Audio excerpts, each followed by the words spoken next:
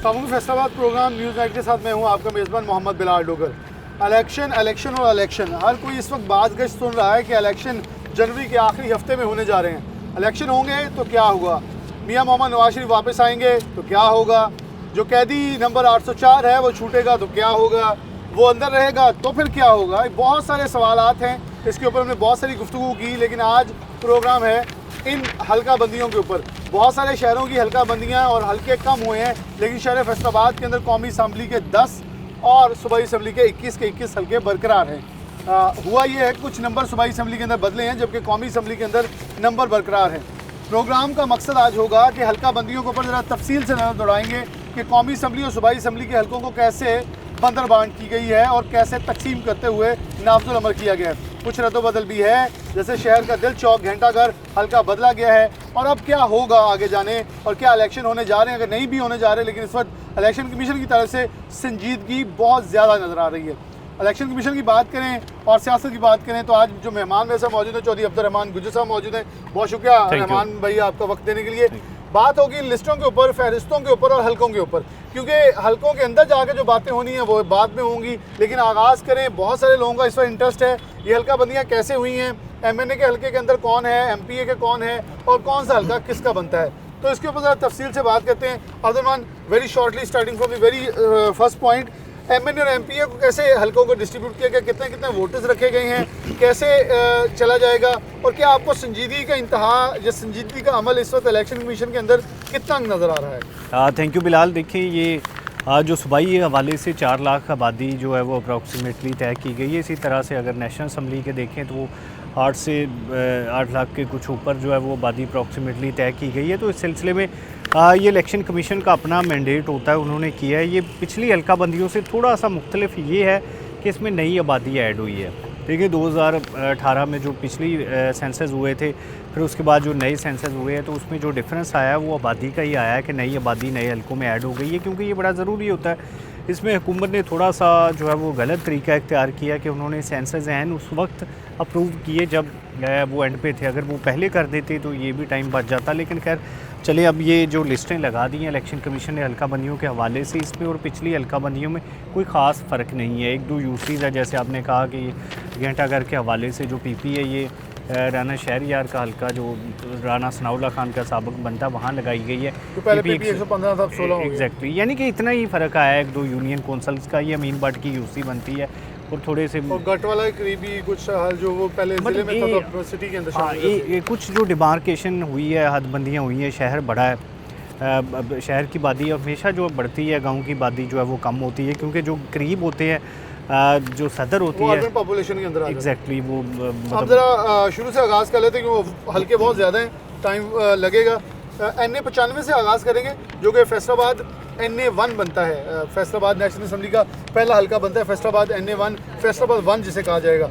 और ये हल्का, क्योंकि आप इसके ऊपर तफसील बताएं हल्का बंदियों के हवाले से, मुझे भी इसमें मालूम है, लेकिन अगर आप नाज़रीन को हेल्प करते जाएं, NA 95 कौन से बनेगा, इसकी हदूद कहाँ कहाँ तक जाती है, कुछ राना सनाउल्लाह भी उसके अंदर से क्रॉस करके जा रहे हैं हम। देखिए जी, ये मतलब NA 1 है जो हमेशा से जुमरा से शुरू होता है। जुमरा के इलाके होते हैं इसमें शामिल, जुमरा आ गई एग्जैक्टली, सारी तहसील जुमरा, इसमें कुड़ियावाला के इलाके भी शामिल होंगे, म्यूनसिपल कमेटी चक जुमरा म्यूनसिपल कमेटी भी शामिल होगी, जो चक जुमरा के देहात है वो भी शामिल होंगे। तकरीबन 8-9 लाख आबादी बनती है, तो ये काफ़ी बड़ा जो है वो इलाका इसमें शामिल होगा। तो इसकी सबसे ख़ास बात यह है कि यहाँ पर मुस्लिम लीग नून 2018 में कोई बंदा खड़ा नहीं कर सकी थी। आज़ाद आसम नज़ीर की हमायत की थी, जो कि बाद में पाकिस्तान तहरीक इंसाफ का हिस्सा बन गए, और यहाँ से नून लीग के पास कोई बंदा नहीं था। जब साई मौजूद थे, नून लीग से इलेक्शन लड़ा उन्होंने 2013 के इंतखाब में, तो उसके बाद जब साई छोड़ गए तो नून लीग को यहाँ पर कोई बंदा नहीं मिला और उनको बदतरीन शिकस्त का सामना करना पड़ा। MPA की सीट भी हार गए, आज़ाद उम्मीदवार अजमल चीमा से MNA की सीट भी हार गए थे, जो है वो आसम नज़ीर आज़ाद उम्मीदवार, क्योंकि वो खड़ा नहीं कर सके। लेकिन खैर PTI को भी इसी तरह से शिकस्त का सामना करना पड़ा कि साई फैमिली के 3 टिकट्स तीनों के तीनों हार गए थे। ये 2018 के इलेक्शन में हुआ था और यहाँ पर आज़ाद उम्मीदवार जीत गए थे। साथ में राना शुएब अदरीस मुस्लिम लीग नून के टिकट पर कामयाब होने वाले वाहद MPA थे, जो कि अभी भी वहीं से। हम उस पर थोड़ा बाद में डिस्कस करें। NA 95 यानी कि फिर से आपको साही बरादरान और आसम नज़ीर चौधरी बरादरान आमने सामने नज़र आ रहे हैं। एग्जैक्टली, ये बिल्कुल आपकी बात ठीक है कि यहाँ पर जो पैनल बनेगा वो एक मुहतात अंदाजे के मुताबिक आसम नज़ीर वर्सेस जो है वो साही फैमिली होगा। पीपी NH96 फैसलाबाद 2 की तरफ बढ़ते हैं, जो कि जड़ांवाला का तहसील जड़ांवाला का हल्का बनता है।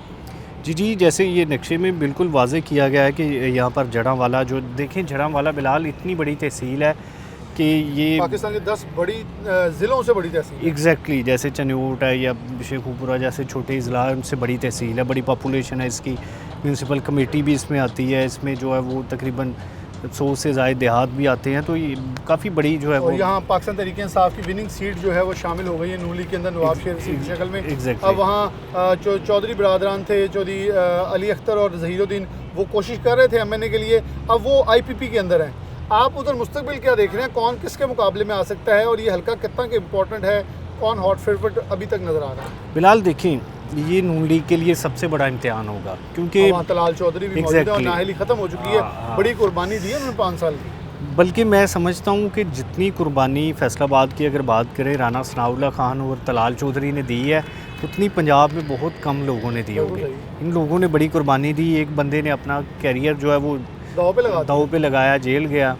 दूसरा बंदा जो है तलाल चौधरी, उन्होंने अपनी जो है वो अपनी समझ लें सियासी कैरियर दाव पे लगाना तो मतलब ख़त्म कर दिया था। एग्जैक्टली ख़त्म हो गया, उनको नाअहल कर दिया गया 5 सालों के लिए। और अगर कबल वक्त इलेक्शन हो जाते तो वो इलेक्शन में हिस्सा नहीं ले पाते। ये तो उनकी किस्मत है कि इलेक्शन तखीर का शिकार होते गए और उनकी जो उनका वो केक काटा जब वो नाहलियत खत्म हो। पार्टी के तो बहुत करीब है। देखिए बिलाल, पार्टी को 2-3 कमेटी के अंदर भी शामिल है। देखिए, एक तो वफादारी होती है जो कूट कूट कर भरी हुई है। दूसरे बात पे अच्छा बोलने वाला चाहिए होता है और वो अच्छे स्पीकर भी हैं। तीसरे नंबर पे एक्टिव और निस्बतन यंग बंदा भी चाहिए होता है जो लंबा कैरियर गुजारे, वो भी हैं। PP NA 100 की तरफ आएंगे, NA 98 की तरफ आएंगे, जो कि तानलियावाला का इलाका बनता है और फैसलाबाद 3 इसे कहा जाएगा। ये 98 96 के बाद 97 की तरफ चलेंगे, जो कि तानलियावाला का हल्का है। NA 97 फैसलाबाद 3। फिलहाल इसमें समुंदरी और तांदलियावाला के कुछ इलाके शामिल किए गए। बेसिकली तांदलियावाला का ज़्यादा होगा, समुंदरी की थोड़ी होंगी। तो इस हवाले से यहाँ पर सूबाई असम्बली भी इसके नीचे थोड़ी सी फिट हो जाती है। एग्जैक्टली। तो ये अली गौहर बलोच, इन्होंने ज़िमनी इलेक्शन में बड़ा मार्का मारा था। इलेक्शन नहीं हो सके थे क्योंकि यहाँ पर एक उम्मीदवार की वफ़ात हो गई थी। तो उसके बाद जब ज़िमनी इलेक्शन हुए हैं तो PTI की हुकूमत थी मरकज़ में भी। नून लीग के ही दोनों कैंडिडेट आपस में अभी गुत्थम गुत्था हैं। या अली गौहर लेगा या रजब के बेटे के लिए उनकी वालदा इस वक्त कोशिश के अंदर हैं। फिर से एक ट्राई जो होगी वो यहाँ फिर नून लीग नज़र आएगी ज़्यादा हमें, कि वो आपस में गुत्थम गुत्था और लड़ती नज़र आएगी। अली गौहर को टिकट मिलेगा नून लीग का। जो दूसरी फैमिली है रजब फैमिली, उनको रिज़र्व सीट भी अप्लाइज किया जाएगा। बेटे को कुछ भी नहीं मिलेगा क्योंकि जब तक वालदा है उनकी। इसी तरह से अगर PTI की बात करें तो उनको इस वक्त मीडिया के अंदर भी ज़रूरत है। जैसे वो पार्टी को डिफेंड कर रहे हैं और रिप्रेजेंट कर रहे हैं, तो एक अच्छे स्पोक्स पर्सन भी बने हुए हैं। एग्जैक्टली। और उनकी असम्बली में पार्टिसिपेशन बड़ी हैरान कौन है, मतलब बड़े कम MNAs हैं जो लड़ाइयों के अंदर भी बड़े सरफहरिस्त रहे हैं। अब NA 98 की बात करेंगे, जो कि फैसलाबाद 4 बनता है और ये समुंदरी का इलाका है, जो कि चौधरी हैं आपके शहबाज बाबर गुज्जर वाला हल्का बनता है। जी, ये समुंदरी का टोटली समझ लें कि दिल है। यहाँ पे इर्द गिर्द सारे समुंदरी के इलाके मेंशन किए गए हैं मैप में भी। तो यहाँ पे भी चौधरी शहबाज बाबर ने बड़ा मार्का मारा था कि उन्होंने जो है वो जब पीक पे थी पाकिस्तान तहरीक इंसाफ, उनको हरा दिया। आज़ाद उम्मीदवार वहाँ पर लड़ने वाले जो है वो गिल फैमिली थी, उनको भी हरा दिया। और हरा कर जो है वो, हालांकि उनके जो सूबाई असम्बली के नीचे राव काशिफ थे वो हार गए थे। राना फ़ारूक सईद कुछ एंट्री अच्छी मार सकते हैं। जहाँ अभी बातें हो रही हैं पाकिस्तान तहरीक इंसाफ, पाकिस्तान पीपल्स पार्टी और जमात इस्लामी के इत्तेहाद की, तो वो अगर राना आफ्ताब के पीछे ये खड़े होते हैं जाके, तो क्या राना साहब वहाँ कोई अच्छी स्पोर्टिंग में नज़र आ सकते हैं, फुटिंग में? फिलहाल ये तो आप बड़ी इंटरेस्टिंग खबर दे रहे हैं कि PTI और पीपल्स पार्टी और जो हमारे सोर्सेज ने और हमारे तक बात पहुँचाई, उसके ऊपर अभी बात वो कह रहे हैं जी ऐलान हो जाएगा। बहुत सारी चीज़ें क्योंकि इस हवाले से बड़े तेज़ी भी बढ़ रही हैं आगे। कुछ मीटिंग भी फैसलाबाद में इसके ऊपर हो चुकी हैं तीनों तंजीमों की मिलकर। अच्छा बिलाल, अगर इनका इलाहाक हो जाता है, जो कि मुमकिन भी है, देखिए सियासत में कुछ भी नामुमकिन नहीं है, तो ये पंजाब में नून लीग के लिए सबसे बड़ा ख़तरा साबित होगा बड़ी सीटों पे। देखिए राना फ़ारूक सईद की आपने बात की, तो उससे पहले तांदलियावाला में अभी यहाँ पर शहादत अली बलोच फोत हुए हैं, उनका बेटा भी उम्मीदवार होगा। बेटा नदीम है, वो उम्मीदवार बताया जा रहा है। अभी बिलावल एक हफ़्ता पहले उनके घर में आए थे, और बड़ा इज्तिमा उन्होंने चार्ज लगा। करके गए उनको एक बार। एग्जैक्टली कम अज़ कम 1000-2000 बंदा उधर होगा। उनके जो धड़े थे वो सारे के सारे थे, जो उनके चेयरमैन के उम्मीदवार थे। बड़ा अच्छा कट था उधर ना। PP 99 NA 99 फैसलाबाद 5 नसरुल्ला घुमन वाला डिजकोट वाला इलाका बनता है।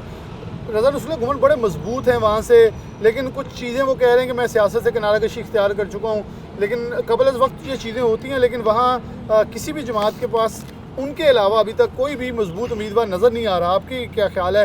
ये हल्का बड़ा इंपॉर्टेंट है क्योंकि ज़िले के अंदर इस हल्के की असरात जो हैं वो राना सनाउल्लाह की सूबाई तक भी आते हैं, और फ़रख हबीब के NA जो साबिक़ MNA था उनके हल्के पे ये फैसलाबाद के इलामा इकबाल कॉलोनी तक टच मारता है। निसार कॉलोनी सारे इलाके इसमें शामिल है। है। बिलाल देखें, अगर तो मियाँ नवाज शरीफ साहब टिकट देंगे तो फिर मियाँ फ़ारूक का टिकट पक्का है, क्योंकि मियाँ फ़ारूक भी वो सियासतदान है जो कि बड़ी दफ़ा नून लीग के टिकट पर जीत भी चुके हैं और हमेशा पार्टी के साथ रहे हैं। उन्होंने जेलें भी काटी हैं। दूसरी तरफ एक जुमला बोला गया PTI की नून लीग की पार्लिमानी कमेटी के अंदर भी कि जो ज़्यादा वोट लेकर अगर कम वोट लेकर हारे, कम मार्जिन जिन्होंने ज़्यादा वोट लिए हैं उनको ओब्लाइज किया जाएगा। क्लियर फॉरवर्ड कह दिया गया कि अब अगर इक़्तिदार में आना है तो अच्छे उम्मीदवार उतारने पड़ेंगे, वरना नहीं। तो इस पर इत्फाक है आपका? देखें जी, अभी अगर रज़ा नसरुल्ला घुमन आप कह रहे हैं कि सियासत से रिटायर हो गए हैं, तो फिर तो मियाँ फ़ारूक से अच्छा उम्मीदवार उधर कोई नहीं है, क्योंकि उनकी बरादरी भी है उधर, राई बरादरी बहुत है, जट भी हैं लेकिन राई ज़्यादा तादाद में है। मियाँ फ़ारूक साहब उधर सबसे जो मंजे हुए ज़ीरक सियासतदान। देखिए, आपको अगर आप कासिम नज़ीर को टिकट दिलवा रहे हैं जुमरा से तो फिर तो मसूद को नहीं मिलेगी। क्योंकि ये बेवफाओं का ख़ानदान है इन पर पार्टी इतना ज़्यादा ट्रस्ट नहीं करेगी कि सारे टिकट इन्हें दे दें। इसमें मजबूरियाँ भी है ना। रहमान साहब आगे इलेक्शन के अंदर उम्मीदवार लाने कहाँ से हैं? डाउनलोड तो करने नहीं पड़ेगा, इन्हीं को एडजस्ट कहीं ना कहीं तो करना पड़ेगा। अच्छा, मुझे कासिम फ़ारूक पे हमेशा होती है हैरानगी कि कासिम फ़ारूक जो है वो अच्छे जो है वो पॉलिटिशियन है, बल्दियात में भी हिस्सा ले चुके हैं, वो उनको खुद से सामने आना चाहिए। एक्टिव भी हैं। मियाँ साहब आने देते ना, वो बेटा और बाप में एक सबसे बड़ी जंग है कि टिकट लेगा कौन, जो सच्ची बात है मेरे ख्याल में। अच्छा, ये जब मियाँ फ़ारूक साहब की हल्के की आवाज़ वैसे बहुत सारे लोग कहते हैं। मैंने उनके जब पता नहीं किसी इवेंट पे आए थे, शायद कोई ख़त्म था, क्या था, कोई तकरीब थी, मियाँ नवाज शरीफ साहब, वहाँ पे मियाँ फ़ारूक साहब, मियाँ अब्दुल मनान साहब और हाजी अकरम अंसारी ने इन्होंने कहा था कि हमारे बेटों को टिकट दें, हम सियासत से रिटायर होना चाहते हैं। तो मियाँ नवाज शरीफ ने इनकार किया था कि जब तक मैं सियासत में हूँ आप भी रहें और इलेक्शन लड़ें। तो अभी मियाँ साहब भी आ रहे हैं, तो मुझे लगता है कि मियाँ फ़ारूक साहब फेवरेट है।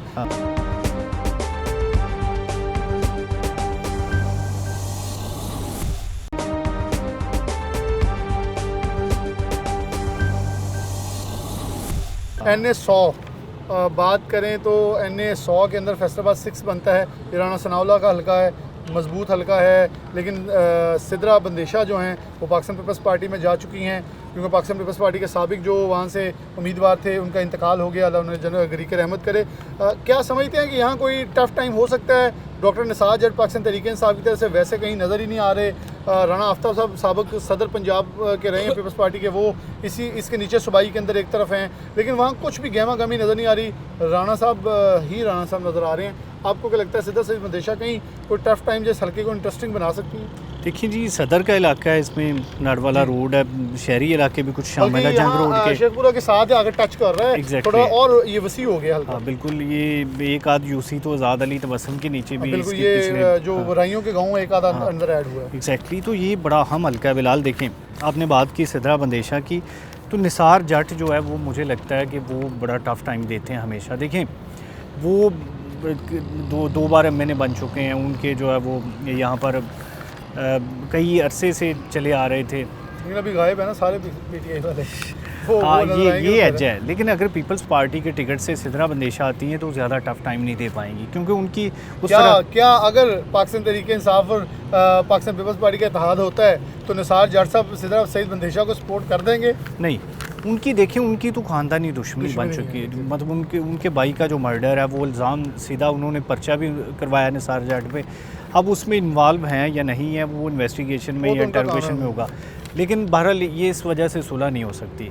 चलें शहरी हलकों की तरफ आते हैं। वैसे अब्दुर्रहमान 6 हलके देखें ज़िले के, तो पाकिस्तान तहरीक इंसाफ मजबूत थी, आसिफ नज़ीर थे, नवाब शेर वसीर थे, रज़ा नसरुल्ला घुमन थे, मजबूत तरीन थे। 6 में से 4 सीटें इनके पास, 3 सीटें इनके पास थी, राना सनाउल्लाह की, शहबाज बाबर गुजर की, अली गौहर की उनके पास थी। ये 50-50 था। लेकिन आसम नज़ीर और नवाब शरीफ सीट जाने के बाद सिर्फ घुमन साहब वापस रह गए थे जो अपनी सीट पे बरकरार रहे। बाकी सब उनका नाम घुमन है लेकिन बाकी 2 घूम गए थे, वो अपनी सीट पे बरकरार रहे थे।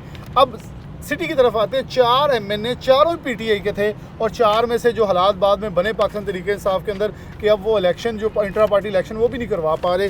तो अब आगे NA 101 पे आते हैं जो कि एक फैसलाबाद मदीना टाउन का हल्का है, बड़ा इंपॉर्टेंट हल्का है। उधर मियाँ अब्दुल मनान एक बड़े मार्जिन से जो कि कमो बेश 30,000 का मार्जिन बनता है उससे लूज़ किया था।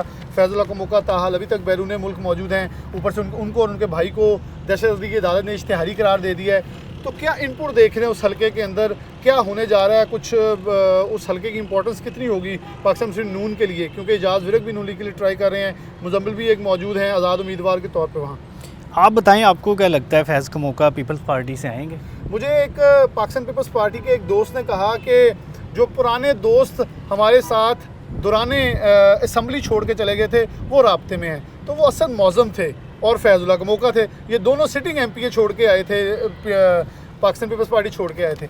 अब देखें इसमें से असद मौज़म आएगा या फैज़ुल्लाह आएगा, दोनों इकट्ठे नहीं आ सकते क्योंकि दोनों की आपस में। लेकिन फैज़ुल्लाह और फैज़ुल्लाह के फैमिली की जो मूव्स हैं वो बिल्कुल भी सीरियस नहीं लग रही इलेक्शन में वापस आने की, क्योंकि अगर कहीं भी कोई मुआहदा या कुछ हुआ होता जो सो कॉल्ड मुआहदे कहते हैं उसमें उनकी एंट्री नहीं लग रही। मुझे आप इसमें ऊपर क्या कहेंगे? इसका मतलब है कि मियाँ अब्दुल मनान साहब के लिए जो है वो रास्ते खुले हुए हैं। देखिए, उनका टिकट तो ख़तरे में नहीं है। जो चीज़ें पहले थी, मतलब जब 9 मई के पहले से अगर बात करें तो तब मसाइल मौजूद थे कि कैसे इलेक्शन लड़ना है। अलीबाज भी अप्लाई कर सकते हैं MNA के लिए। देखिए, ये अप्लाई करना तो सबका हक है। शफीक गुज्जर साहब भी कर सकते हैं, अलीबाज साहब भी कर सकते हैं, फ़कीर हुसैन डोगर साहब भी कर सकते हैं, एजाज विरक साहब भी कर सकते हैं। वो तो किसी को नहीं कोई रोका जा सकता। लेकिन मैं ये कहना चाहता हूँ कि अगर मजबूत उम्मीदवार कोई नहीं मैदान में होता तो मियाँ अब्दुल मनान साहब का रास्ता कौन रोक सकता है? देखिए, ये बहस तो तब होती है कि जी फ़लाँ उम्मीदवार है, फ़लाँ मुकाबले में हारा। अब तो मुकाबला ही साफ़ है, बिल्कुल रास्ते क्लियर हैं, कोई भी बंदा मैदान में मौजूद नहीं है। और ये अच्छा, ये शहरी हल्का नहीं है सारा, इसमें कुछ गांव देहात भी हैं, जैसे वो गटवाला के मुनिया वाला, दूसरे राइयों के कुछ गांव भी है। एग्जैक्टली। फिर यहाँ पर डोगर बरादरी भी बड़ी तादाद में मौजूद है। तो अगर कोई डोगरों का उम्मीदवार आता है आज़ाद की बजाय, अगर किसी पार्टी से आता है तो वो ज़्यादा डेंजरस साबित होगा। लेकिन अगर आज़ाद आएगा, देखिए आज़ाद के लिए शहरी हलकों में कुछ ख़ास उनको नहीं मिलता, जो एज नहीं मिलता। गांव देहात में आज़ाद के लिए एज मौजूद होता है क्योंकि वहाँ पर बरादरी पे वोट डलता है, दरों पे वोट डलता है। लेकिन जो ही हम शहरी आबादी पे आते हैं इसमें ज़्यादा लोग निशान देखते हैं। लेकिन यहाँ एक और चीज़ है, जो मुजम्मिल सरवर डोगर मौजूद है अभी वहाँ मौजूद हल्के के अंदर, वहाँ एक सबसे मेन चीज़ अब्दुर्रहमान ये है कि वहाँ हाउसिंग सोसाइटीज़ बहुत हैं, जिसमें ईडन गार्डन है, वैली है, और एग्जेक्टिव है, मॉडल सिटी है, रज़ा टाउन है, रज़ा गार्डन है। ये वो हल्के हैं जहाँ से नून लीग बदतरीन शिकस्त खा के आई है पिछले इलेक्शन में। और ये लोग इस वक्त जो मूव नज़र आ रही है, आपको लगता है किसी तौर पे भी आगे, बल्कि आप ख़याबान 1, 2, 3 में चले जाए, मदीना टाउन चले जाए, पोश इलाकों के अंदर मुस्लिम नून अपनी सेक होती है। हमेशा ये होता है कि वो जो मॉडर्निज़म का वोट है या थोड़ा मूव वोट है वो हमेशा दूसरी तरफ नौजवानों की तरफ जाता है। तो ये कहीं ना कहीं मियाँ इरफान मनान को आज मिल सकता है मियाँ मनान की बजाय। दूसरी तरफ मुजम्मिल को आप उसमें कोई नज़र आएंगे कि अगर वो किसी पार्टी की तरफ से आज़ाद हो, क्योंकि उम्मीदवार तो वहाँ और है नहीं, को या एजाज विरक आज़ाद खड़े हो जाएंगे, किसी एक को तो वहाँ आना पड़ेगा ऊपर। देखिए, मुझे किसी दोस्त ने बताया था कि यहाँ पर तलाल चौधरी भी उम्मीदवार हो सकते हैं। ये भी डोगर साहब, जफ़र डोगर साहब ने मेरे प्रोग्राम में इसका इंकशाफ किया था। हाँ, तो देखिए, अगर तलाल चौधरी साहब यहाँ पर उम्मीदवार बनते हैं तो फिर उनको सारे एज भी शामिल होंगे कि वो नौजवान भी हैं, सारा कुछ ही है उनके साथ शामिल। उन्होंने अपने जब नाहलियत ख़त्म हुई है तो कैनार रोड पे फ्लैक्सेस भी उनके बेटे ने लगवाई थी। ये मैंने खुद देख के मैं मुस्कुराया था कि मियाँ मनान साहब के लिए खतरा है कि अपनी फ्लैक्सेस कैनार रोड पे क्यों लगवा रहे हैं नाहलियत ख़त्म होने की। इसका मतलब है कि कहीं ना कहीं घर में या कहीं बात तो हुई होगी जो बेटे ने यहाँ फ्लैक्सेस लगवाई हैं। एग्जैक्ट, असल में उनकी रिहाइश भी इधर ही है ना। डेफिनेटली, तो वो भी हो सकता है कि रिहाइश गाह के रास्ते में लगवा दी। अच्छा, मुजम्मिल सरवर डोगर पीपल्स पार्टी से या मुतहिदा उम्मीदवार बन सकते हैं? अब ये तो कबल वक्त है, लेकिन मेरे ख्याल में अगर हालात वाक़यात के ऊपर नज़र दौड़ाएं तो पाकिस्तान मुस्लिम नून की तरफ से उन्होंने साबिक 2018 में जब इलेक्शन अनाउंस होने के लिए अप्लाई किया तो नून लीग की तरफ से मरीम नवाज़ के नज़दीक होने पर उन्हें कुछ एज मिला था। लेकिन उसके बाद पाकिस्तान मुस्लिम नून ने उन्हें टिकट नहीं दिया, तो उस हवाले से कुछ दिल बर्दाश्ता हुए। लेकिन उन्होंने जो अपनी कंपेन जारी रखी है वो इस बिहाफ के ऊपर है कि पाकिस्तान मुस्लिम नून से जो नफ़रत है, जो नाराज़गी है लोगों की महंगाई की शक्ल में, वो उनको एज दे सकती है। देखिए, अगर तो वो मुतहिदा अपोजिशन के क्योंकि ये जो पूरे टेन्योर में राना अली अब्बास का मियां मनान साहब से ताल्लुक रहा है ना, वो भी सास बहू वाला नजर आता रहा हमें काफ़ी बार, ऑन रिकॉर्ड आता रहा। तो वो उनको भी खतरा है मियां साहब को, ये ना मैंने अप्लाई कर दें और वो किया, डेफिनेटली विनिंग MPA होगा, जहाँ 30,000 से MNA जीता है, तो इनको भी फेवरेबल करार दिया जा सकता है। ये बिल्कुल बिलाल, जब ये सारे लोग मैदान में आएंगे, मतलब देखें तलाल चौधरी अगर आते हैं वो पहले नंबर पे होंगे पार्टी के लिए, क्योंकि उधर नवाब शेर वसीर को निकालना बड़ा मुश्किल होगा। देखिए अगर तलाल चौधरी जड़ांवाला में लड़ते हैं तो फिर नवाब शेर वसीर के बेटे को MPA लड़ा दिया जाएगा। नवाब शेर वसीर को नहीं निकालेंगे। मियाँ नवाज शरीफ का ये असूल है कि जो बुरे वक्त में साथ है वो साथ ही है। फिर वो अगर नवाब शेर वसीर लड़ते हैं तो फिर तो लाजमी तलाल चौधरी शहरी हल्के में आएंगे और वो टॉप पोजीशन पे होंगे टिकट के लिए। उसके बाद अगर देखें तो मियाँ अब्दुल मनान साहब होंगे, वो टॉप होंगे, साथी हैं, उन्होंने कुर्बानियां दी इस पार्टी के लिए। अगर शहबाज शरीफ टिकट्स में इन्वॉल्वमेंट होती है उनकी बतौर प्रेसिडेंट, वो लाजमी उसको देंगे जो जीत सकता है। वो ये उन्होंने ये 2-3 बार इसका इजहार भी किया। अच्छा, NA 102 की तरफ चलेंगे जो कि फैसलाबाद का हल्का है, और ये मोस्ट प्रोबेबली कौन सा आपको लगता है कि इसके एरियाज़ मेन कौन कौन से आ रहे हैं इसके अंदर? ये फ़र्क हबीब वाला हल्का है। जी बिलाल, देखिए ये मियाँ अब्दुल मनान साहब के बाद हम 102 पे आते हैं जहाँ पर आबद शेर अली उम्मीदवार होंगे। मियाँ फ़र्क हबीब यहाँ पर कामयाब हुए थे और उन्होंने बड़ी बहुत क्लोज़ मार्जिन के साथ जो है वो विक्ट्री हासिल की थी, लेकिन अब जो है वो ग्वादर से पकड़े गए हैं, तो उधर कई दिन से बल्कि कई महीनों से साहब की तरफ से इल्ज़ाम भी लगाए जा रहे थे कि यही लोकेशनें दे रहे हैं बाकियों की, अपनी इनकी लोकेशन अब किसने दी है? ये एक सवाल। बिलाल देखिए ये इल्ज़ाम लगता रहता है, लेकिन फिर भी आपको लग रहा है इस हल्के में और कोई अब आबद को ये फेवरिज्म मिलेगी कि कोई नहीं है, खुल के खेलें? आबद के मुकाबले में तो नून लीग का भी उम्मीदवार कोई नहीं है। देखिए अगर इलेक्शन की बात करें तो 2018 का इलेक्शन तो आबद जीत गया था, बड़ी मुश्किल से बड़ा मैनेज करके उन्हें इलेक्शन हराया गया। जब वो गिनती करवाना चाहते थे तो गिनती भी नहीं हो रही थी ना, जो चीज़ें बाद में सबने तस्लीम की और सब कुछ यहाँ हो गया। तो इससे फिर आगे हम NA 103 पे चलते हैं। शेख खुर्रमशद से कुछ रब्ते हुए हैं, वो कह रहे हैं क्या करूँ, और मैं आपको एक और इंटरेस्टिंग बात दे देता हूँ। शेख खुर्रमशद ने कहीं इजहार ख्याल किया कि मुझे मियाँ मनाने वाले हल्के से टिकट दे दे, नून लीग या पाकिस्तान पीपल्स पार्टी। ये एक बड़ा आपके लिए मैं खबर दे रहा हूँ। अच्छा, वो उनकी रिहाइश वहाँ। देखिए भाई, मुझे लगता है बिलाल के शेख खुर्रमशद ना ओवर कॉन्फिडेंस का शिकार हो गए हैं। लेकिन ये नहीं है कि ये जितने भी पाकिस्तान तहरीक इंसाफ के लोग थे ओवर कॉन्फिडेंस के बाद एकदम गायब हो गए हैं। मैं क्रेडिट सैयद ज़िया आलमदार को दूंगा कि एटलीस्ट आप वापस तो आए ना, आप खेलें तो सही मैदान के अंदर। आपने मैदान ऐसे छोड़ा है कि आप वापस भी आना चाहेंगे तो आपको बहुत टाइम लग जाएगा। एग्जैक्टली देखें भाई, बुरा वक्त तो हर पार्टी पर आया पाकिस्तान में, एस्टेब्लिशमेंट गए, आप सुकून कर गए। हाँ, तो ये तो बिल्कुल ही ऐसे गायब हो गए हैं, 4-4 दिन जेलें नहीं काट सकते। देखें बंदे जो सियासत में वाइल्ड कार्ड के साथ एंट्री करते हैं और उसके बाद गायब होते हुए समय नहीं लगता उनको। ये बड़े मशहूर बार के सदर थे बसरा साहब, वो कितनी तेज़ी से आए। तो फिर वही है अब्दुर्रहमान बात के सब अच्छा होगा तो खेलेंगे, अगर पिच टफ हुई तो हम खेलेंगे ही नहीं। ये तो फिर ये कप्तान के खिलाड़ियों ने कोई अच्छा खेल नहीं खेला। तो अकरम अंसारी साहब जो है वो 90 से पार्टी के साथ लगे हुए हैं, 5-6 दफ़ा MNA रहे हैं। उनके भी कह रहे थे टिकट को ख़तरे में है, लेकिन उनके मुतबादिल को कैंडिडेट नज़र नहीं। मतलब नून लीग में तो एटलीस्ट कोई नहीं है, क्योंकि देखिए उधर मलिक नवाज साहब भी हार गए थे। अगर वो जीत गए होते फिर भी समझ आती, वो तो खुद से इलेक्शन हार गए थे। फिर अगर नवाज शरीफ के सामने चिट जाएगी तो मैं इस चीज़ का खुद गवाह हूँ। मैं शेख साहब से एक महफिल में पूछा भी था जब पाकिस्तान तहरीक इंसाफ का तूती बोल रहा था और अभी नून लीग बड़े अरूज पे थी, लेकिन उसके बाद जब साहब का वज़ीर-ए-आज़म के ऊपर नाअहलियत, वो जो भी असम्बली को तहलील किया गया, आदम एतमाद के ज़रिए इनको निकाल बाहर किया गया, तो उस वक्त मैं लंदन में मौजूद था।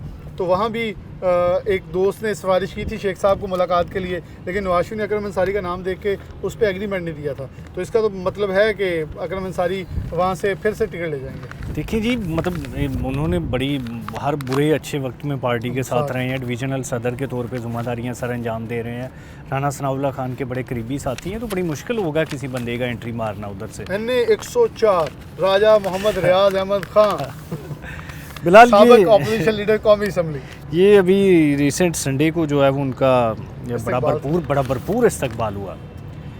तो लोग मजाक बना रहे थे, लेकिन अब्दुर्रहमान आपके एक स्टेटस ने और आपकी बातों ने लोगों को हैरान कर दिया कि यकीनन इतना बड़ा इस्तकबाल था। अच्छा, मुझे लग रहा था 4 गाड़ियाँ होंगी, वाक़या नहीं, उधर ही बड़ा भरपूर इस्तकबाल हुआ था। और ये बड़ी यहाँ तो अक्सर लीडरशिप आती है। फिर उन्होंने ये बताया कि देखें, मैं अगर अपने हल्के तक की बात करूँ तो मैं मजबूत हूँ।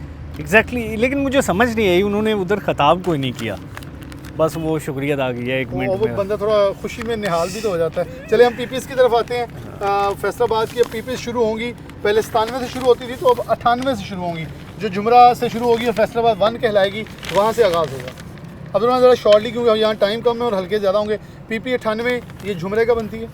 जी पीपी 98 ये जुमरा से शुरू करते हैं। पीपी 1 होगी फैसलाबाद की ना, जहाँ से आज़ाद अली तबस्सुम हमेशा की तरह उम्मीदवार होंगे।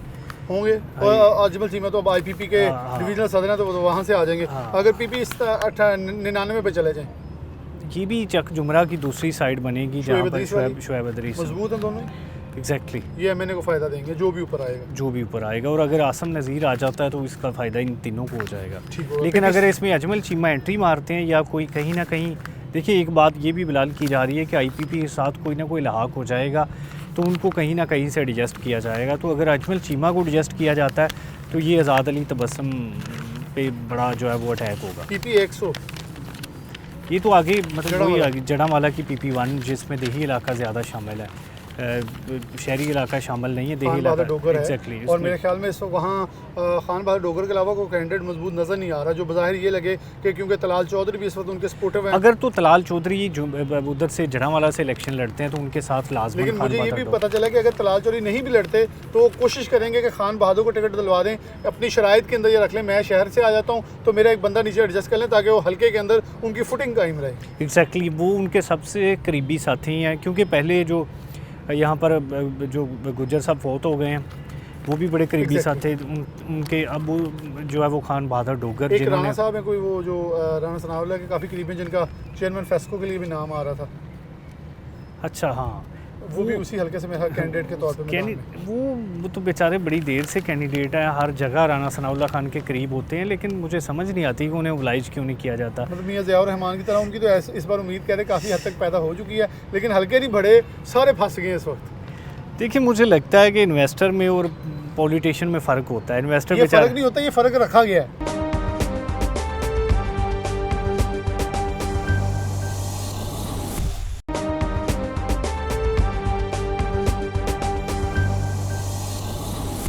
अच्छा ये कह लें N101 आपके दोस्त खरल साहब किधर जाएंगे, छोड़ के बड़े अच्छे वक्त में उनकी तरफ से अच्छा वक्त था, लेकिन बाद में ऐसा बुरा वक्त आया कि अभी तक वो क्या वापस नून लीग ले लेगी उन्हें या नहीं आएंगे? आ जाएंगे। उनका देखिए उनका फड्डा किसी के साथ नहीं था, उन्होंने बल्कि मिलके पार्टी छोड़ी थी। वहाँ जनरल सेक्रेटरी भी तो हैं वो अकबर साहब। हाँ लेकिन देखिए ना, मतलब अब राय वर्कर हैं वो, हैदर अली खरल, आप जानते हैं अकबर साहब को? अगर जी मैं जानता हूं। वो वर्कर हैं, अगर वर्कर को दिया जाए बुलाई तो वो भी वो मेरे ख्याल में ज़्यादा और एक अच्छा मैसेज भी चल जाएगा। 15-20 साल से लगे हुए हैं, उनको ओबलाइज करना चाहिए। लेकिन बस पार्टियों की बदकिस्मती है कि वर्कर्स की बजाय देखें राय हैदर अली खरल उधर डेवलपर भी हैं, पैसा बहुत है उनके पास, धड़े भी हैं, उनकी बरादरी भी है, तो फिर वो जब बात आती है ना जीतने वाले उम्मीदवार की, नवाब शेर सिंह के साथ मिल जाएंगे, उन्हें कहेंगे आप ले जाए मुझे। पीपी 102 ये सत्याना वाला मेरे ख्याल में जो आदल परवेज़ गुज्जर वाला हल्का बनता है। देखिए आदल परवेज़ गुज्जर तो अब समझ लें कि वो भी दुबई में बैठे हुए हैं। वो मलिक उमर फारूक और वो दोनों इकट्ठे जो है कर रहे हैं। हाफिज़ मुमताज़ में हाफिज़ मुमताज़ भी लगे हैं, तीनों की अब दोस्ती बन गई है कि साथ साथ हल्का भी लगता है, साथ साथ ही अब दोनों रह गए हैं, उनसे रब्ता होता है। वो कहते हैं एक्टिव है। मलिक उमर फारूक साहब तो काफ़ी इंथुसियास्टिक हैं कि वापस आ सकता हूँ, लेकिन अब पता नहीं वक्त आने देगा क्या करेंगे आगे। अगर होचा साहब वाले हल्के की बात कर लें, जो कि तांदिया वाला सिटी बन जाता है। देखिए जी, जाफ़र ओचा बड़ा मजबूत उम्मीदवार है हमेशा की तरह। उसके साथ तो मुतवस्सत तबका है, एक मजदूर नुमासा MPA है जिसको अवाम बहुत पसंद कर लेती है। देखिए वो अवाम के लिए जाता है, थाने के जरिए की सियासत है ना, अवाम के लिए जाता है। मुकाबले में वट्टू हैं, एक तो शहीद दाऊद भट्ट भी है, वट्टू भी है, मतलब वो तो डिपेंड करेगा, लेकिन वहाँ पे उम्मीदवार ज़्यादा हो जाते हैं और ये हमेशा जाफ़र ओचे को फ़ायदा मिल जाता है ज़्यादा उम्मीदवार होने का।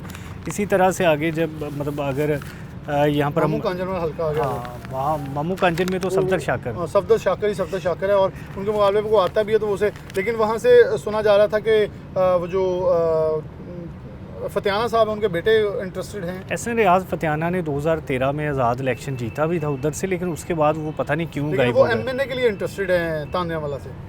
देखिए बिलाल तांदलिया वाला में MNA, लेकिन PTI ने उन्हें ओबलाइज नहीं किया जब टिकटें दी थी। हाँ। तो उससे ये हो सकता है। और एक मैसेज भी साबिक़ वज़ीर आज़म ने फतियाना साहब के बारे में कहा था, अच्छी रैली नहीं निकालेंगे तो मैं आपको निकाल दूँ, टिकट नहीं दूंगा, आपको फारिग कर दूंगा। ये भी तो माइंड करके वो आ सकते हैं कि छुट्टी जान हो चंगे वेले खेल लो। अच्छा रियाज फतेहाना देखिए हमेशा जो है वो हवा का रुख देख कर चलते हैं।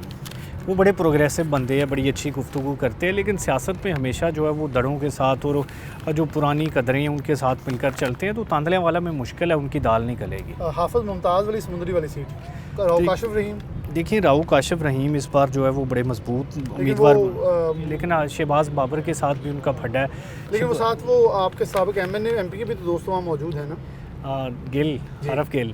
अच्छा, इसमें बिलाल देखें एक चीज़ है, शहबाज बाबर साहब चाहते हैं कि राव काशिफ ना आए उनके साथ फ्रैंकली, तो वो इनको लेके जा सकते हैं गिल साहिबान को वापस नून लीग में। गिल साहब देखिए, एक तो उनके साथ सफदर शाकर साहब हो जाएंगे, एक हमारे जैल गुजरा में आदल परवेज़ के मुकाबले में वो खड़ा करना चाहते हैं मेहंदी खान ग्रुप से ना।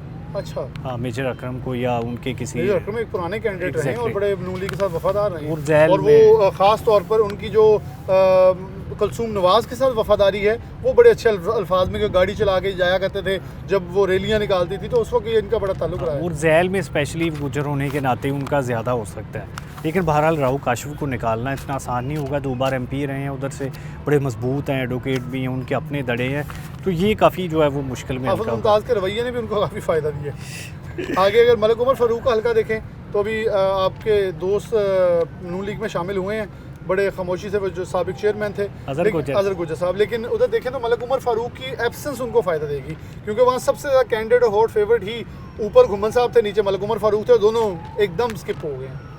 देखिए बिलाल, ये बात आपकी बिल्कुल ठीक है, लेकिन उधर डिपेंड करेगा कि मियां फ़ारूक साहब क्या सोच रहे हैं। अब वो ये मैंने पिछले कई इलेक्शन में देखा है कि उनको टिकट दे दिया जाता है और उसके बाद वो खुद डिसाइड करते हैं कि किसको टिकट देना। वहाँ से शहबाज लूना भी थे जब, जिनकी जगह अब इम्तियाज़ लूना साहब कोशिश कर रहे हैं, वो तो बाहर फिर भी रहे, वो कैंडिडेट भी हो सकते हैं, कैंडिडेट हुए तो ख़तरनाक हो जाएंगे इनके लिए। तो देखिए कैंडिडेट तो कोई भी हो तो खतरनाक होता है, उनकी वोट काफ़ी उन्होंने वोट दिया शहबाज। अब डिपेंड करेगा नून लीग का टिकट किसके पास है, डिस्कोड के हल्के में स्पेशली। लोग भी ये देखते हैं मुकाबले है ही कोई नहीं, फिर देख लो इन्होंने निकाल लेने। फिर इसी तरह से जो है राना सुल्तान है उधर आज़ाद लड़ना चाहते हैं, काफ़ी एक्टिव। असल में लोगों के पास बिलाल उधर ओवरसीज़ पाकिस्तानियों के पास पैसा है, वो सब MP बनने की ख्वाहिशमंद है। कोई किसी की कॉलोनी है गुज्जर साहब की, वो बाहर से अफ्रीका से पैसे लेके आ रहे हैं, और मलिक उमर फ़ारूक साहब दुबई से लेके आ रहे हैं। से उधर मेहर अताउर रहमान है, हाँ, उनकी भी कॉलोनीज़ हैं, उन्होंने अच्छा खासा पैसा कमाया हुआ है, चेयरमैन भी रहे हैं, वो भी चाहते हैं कि राई बरादरी को साथ मिला के MP बन जाएँ।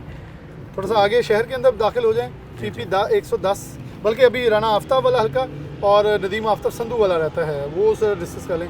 राना आफ्ताब वाले हल्के में आपको क्या लगता है? फिलहाल देखिए उधर तो आप समझें कि जो नून लीग के 2 उम्मीदवार हैं ना, वो मजबूत हैं, वो बड़े मजबूत हैं। लेकिन अगर राना आफ्ताब साहब अब बातें क्योंकि पिछले बार अब्दुर्रहमान बंदेशा ने काफ़ी नुकसान पहुंचाया, क्योंकि बेसिकली राना आफ्ताब का ये कहना था कि नहीं खड़ा डॉक्टर नसार जट के मुकाबले में होना चाहिए था, ये मेरे साथ आगे पड़ गए और मेरे गले की घंटी बने, मुझे हरा गए। इससे कोई फ़र्क नहीं पड़ता, राना आफ्ताब जो है वो हमेशा हमने देखा है कि वो हारे ही हैं, शायद एक बार कभी नहीं 2-3 बार पीछे जीते, जब वो साबिक सीनियर सूबाई वजीर पाक पंजाब, मेरे ख्याल में पहली दफ़ा जीते नहीं बार में जीते थे। उनके बेटे की इस वक्त ग्राउंडिंग बड़ी अच्छी है, क्योंकि ये बाकी जैसे पाकिस्तान तहरीक इंसाफ वाले गायब है ना, वैसे असद आफ्ताब इस वक्त एक्टिव है वहाँ नज़र आ रहे।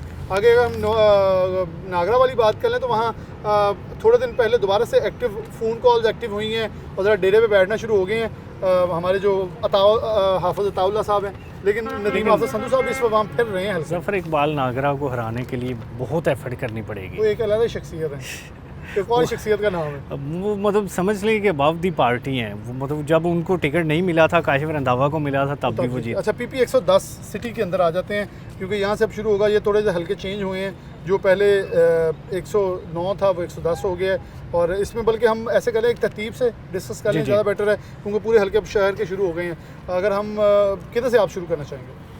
फिलहाल इधर से ही शुरू करते हैं हम। सबसे पहले जो है वो मेहर हामिद रशीद वाले से डिस्कस कर लेते हैं। चले, मेहर अमर रशीद तो मजबूत है ना, वो तो नून लीग के देखें बुरे वक्त में जीते हैं। मुकाबले पे कौन है?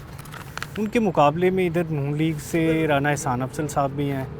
नहीं, एहसान अफजल साहब तो मेरे ख्याल अगले में नहीं चले जाएंगे। उन्होंने अप्लाई किया था माजी में, इधर से भी किया था, मुन्ने खान के हल्के में भी अप्लाई किया था, 2-3। अच्छा, इसको थोड़ा मेहर हामिद रशीद वाली कुछ सीसी उतर के फ़कीर सैन डोगर को बहुत फ़ायदा देगी हैं, जो हाजीआबाद के साथ वाली हैं, क्योंकि वो ऐसी थी, वो नून लीग का गढ़ था।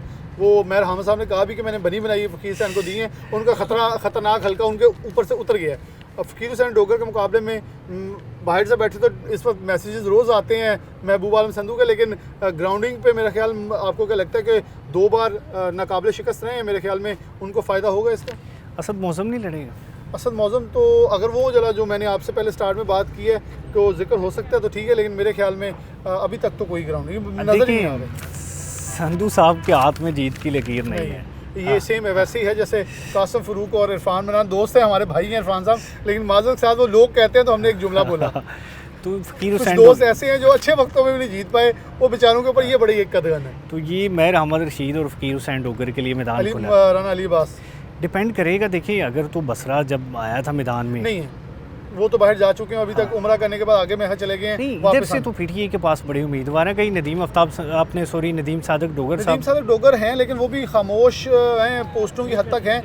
Definitely he can be a good contestant, but Ehtesham Javed IPP में मैं कोई गए फ़र्क नहीं अभी। नहीं पड़ेगा। लेकिन अगर नदीम सादक डोगर उम्मीदवार होते हैं ना, वो फ़र्क डाल सकते हैं। उसकी वजह है एक तो उनकी लोकल बॉडीज़ में बड़ी ग्रिप है, उनका बड़ा असर है, उनको वो हर तरह से सियासी गुफ्तगू के हवाले से भी, तजर्बे के हवाले से भी, हर तरह से बरादरी के हवाले से भी उधर मात दे सकते। मेन सीसियाँ थी वो उतर गई हैं मंसूराबाद की, अब उनकी वाली सीसी और एक सीसी जो है वो सिर्फ रह गई है इस हलके के अंदर उन्हें यहाँ रखने के लिए।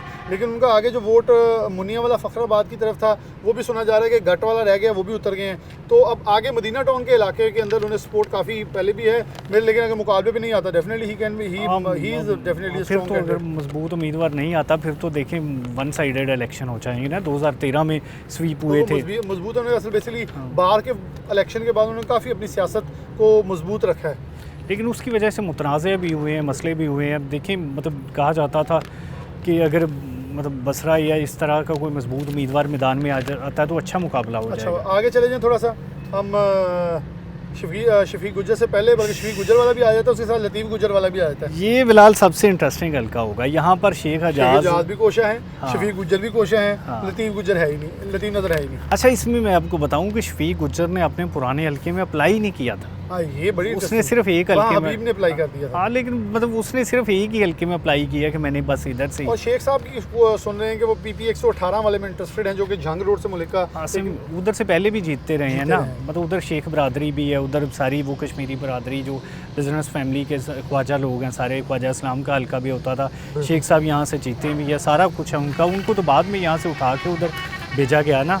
तो अगर वो इस हल्के में आते हैं अपने पुराने हल्के में तो वो बड़ा मलिक बरादर में मजबूत है अपने हल्के में। जी बिल्कुल मजबूत है। मलिक देखें वहाँ मलिक अशरफ की बात सुन रहे थे। देखिए बिलाल डिपेंड करेगा। मलिक नवाज़ का तो टिकट क्लियर है, उनके टिकट के मुकाबले में तो कोई भी चाहे आ भी जाए तो फ़र्क नहीं पड़ेगा। लेकिन अगर कोई आज़ाद आता है तो ज़ाहिर सी बात है डैमेज होंगे।